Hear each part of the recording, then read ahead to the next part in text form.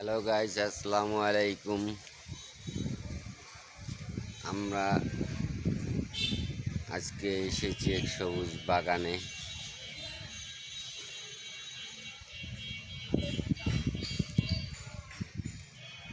সকলকে আসসালামু আলাইকুম ইয়া রাহমাতুল্লাহি ওয়া বারাকাতু। হ্যালো গাইস,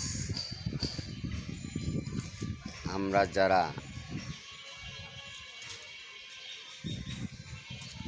যাদেরকে আপন ভাবতেছি সে আপন নয়, কারণ আমরা এমন এক জায়গায় আছি, সে নিজের স্বার্থ পূরণ করার জন্য আমাদেরকে ব্যবহার করে।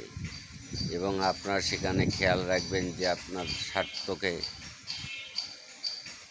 ব্যবহার করে তারা নিজের স্বার্থকে হাসিল করার জন্য চেষ্টা করতেছে।